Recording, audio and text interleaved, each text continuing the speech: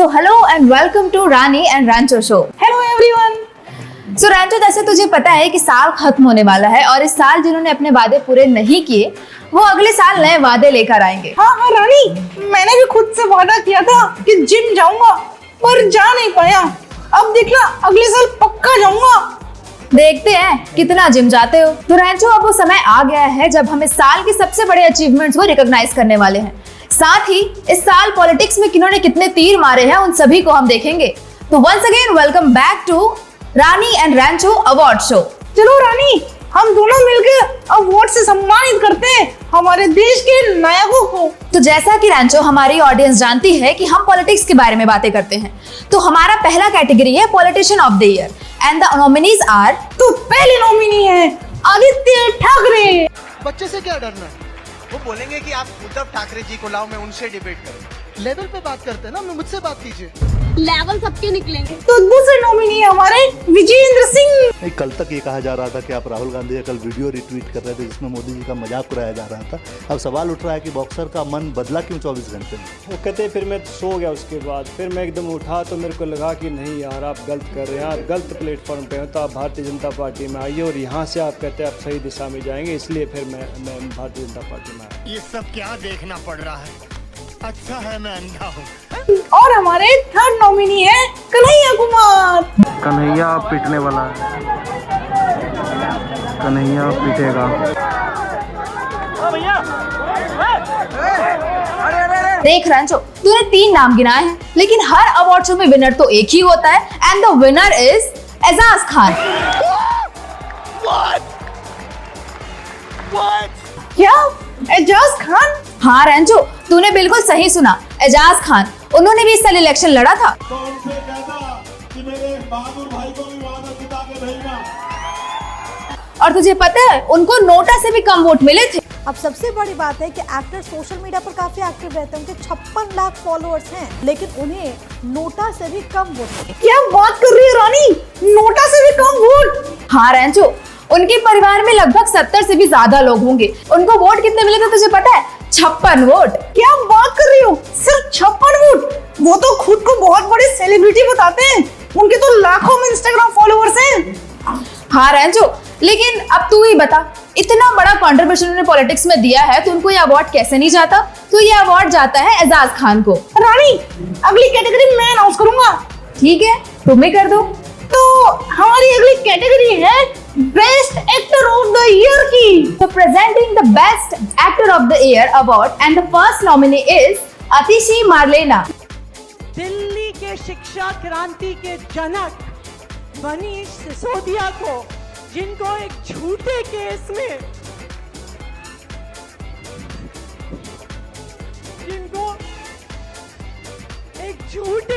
में 17 महीने तक। वाह, क्या एक्टिंग कर रहा है।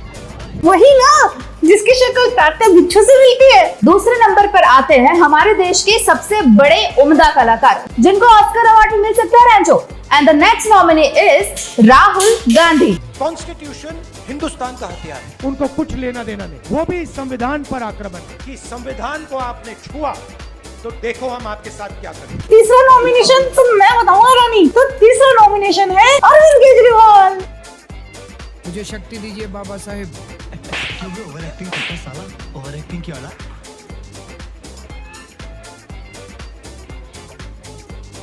अरे रांचो, इस तीसरे नॉमिनी को तो अक्षय कुमार ने भी बेस्ट एक्टर कह दिया था। कि one politician who will make a great actor.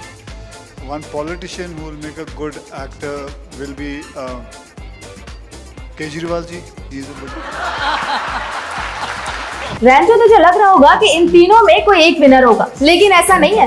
इन तीनों के अलावा एक ऐसा एक्टर भी है जिनकी एक्टिंग ने सभी को पीछे छोड़ दिया। उन्होंने कहा है, मेरा शरीर जेल में है लेकिन आत्मा आप सबके बीच है। आंखें बंद करो, मुझे अपने आसपास महसूस करोगे। And the best actor of the year award goes to Sunita Kejriwal. So Rani, हमारी अगली कैटेगरी है एक्सपर्ट ऑफ द ईयर। इस कैटेगरी में एक आदमी का नाम लेना तो बनता ही है, जिनके लॉजिक्स और ज्ञान के तो क्या ही कहने। तो हमारी पहली नॉमिनी है राहुल गांधी। तपस्या का मतलब शरीर में गर्मी पैदा करना। समझिए, द्रोणाचार्य जी ने एकलव्य का अंगूठा काटा, वैसे ही आप हिंदुस्तान के युवाओं का। तो रैंचो, इस कड़ी में हम अभिनंदन सेखरी को कैसे भूल सकते हैं? So the next nominee is अभिनंदन सेखरी। सुना और पढ़ा और देखा है, चांद पे पहुंचने का कुछ अब फायदा है नहीं, इसीलिए अमेरिका ने भी पिछले आई थिंक 48 ईयर्स से कोई ड्यूना मिशन नहीं भेजा। देखो रानी, दोनों में बहुत टक्कर है और विनर एक ही होगा, and the winner is Dhruv Rathee. बिल्कुल सही Rancho, Dhruv Rathee deserve to be win. उन्होंने बांग्लादेश को लेकर जो प्रेडिक्शन किए थे भाई, उनके नतीजे तो हम देख ही रहे हैं। बांग्लादेश कई पैरामीटर्स में इंडिया को पीछे छोड़ चुका है या छोड़ने वाला है। बांग्लादेश एक बहुत बड़ा पॉजिटिव एग्जांपल सेट कर रहा है आज के दिन अपने नेबरिंग कंट्रीज पे कि कैसे रियलिटी में डेवलपमेंट करी जाती है। बांग्लादेश में रहने वाले लोग ऑन एवरेज इंडियन से ज्यादा खुश हैं। तो अवार्ड बिल्कुल सही इंसान को गया है। तो रैंचो, हमारी अगली कैटेगरी है the biggest credit taker of the year. तो जैसा कि हम सभी जानते हैं कि भारत में क्रेडिट लेने का सबको बड़ा शौक रहता है। काम को एक इंसान करता है, क्रेडिट लेने 1000 लोग आ जाते हैं। लेकिन आज के हमारे शो पे नॉमिनीज ज्यादा नहीं है, सिर्फ 2 है। चल नॉमिनीज तो ही बता दे रैंचो। तो हमारे पहले नॉमिनी है बिल्कुल ऑब्वियसली नरेंद्र मोदी जी, जो कांग्रेचुलेशंस लेने के लाइन में सबसे आगे खड़े होते हैं। सो हमारे सेकंड नॉमिनी है लॉरेंस बिश्नोई, जिन्होंने सलमान खान से लेके कनाडियन गवर्नमेंट तक का क्रेडिट ले रखा है। One organized crime group in particular, which is the Bishnoi Group. और तीसरे नॉमिनी है गौतम अडानी, जिनको क्रेडिट है कि भैया देश में जो कुछ हो रहा है सबके जिम्मेदार वो अकेले ही है। मोदी जी की हार होती है, स्टॉक मार्केट कहता है भैया मोदी जी गए तो अदानी जी गए।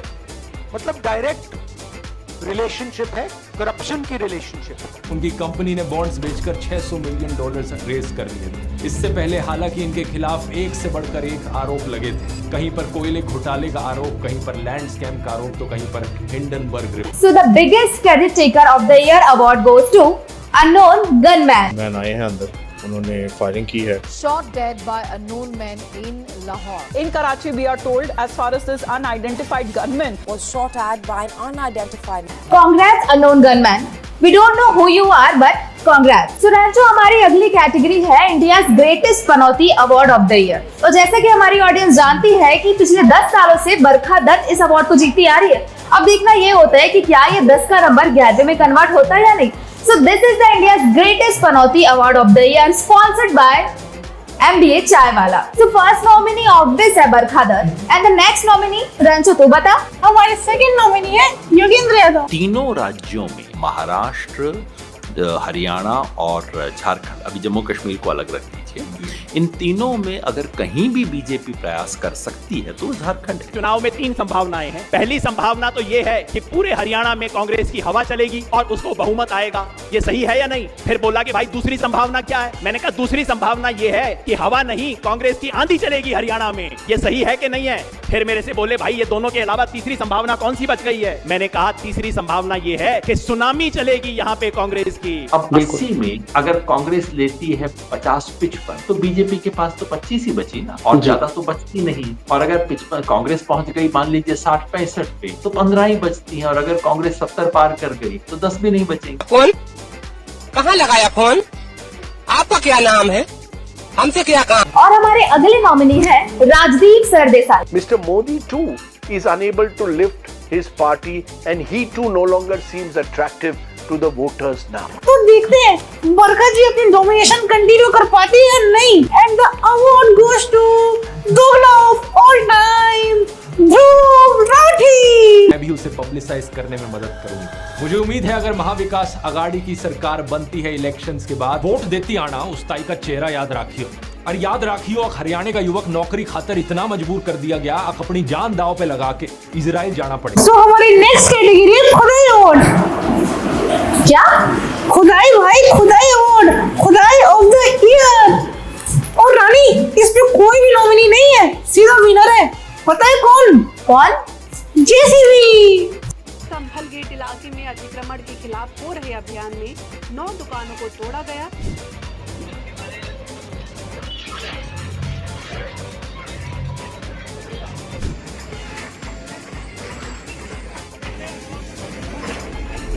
So Rancho, these are the winner of 2024 and a big congratulations to all the winners. आपकी मेहनत, आपकी काबिलियत ने आपको इस मुकाम पर पहुंचाया है. So big congratulations to all. And आप सभी प्लीज हमें कमेंट सेक्शन में बताइए कि हमने जो विनर्स बनाए हैं क्या वो आपके हिसाब से सही है या नहीं. अगर आपको लगता है कि कोई और विनर बन सकता है, then please let us know in the comment section. तब तक के लिए बाय बाय. रेंचो बाय तो बोल. Okay bye.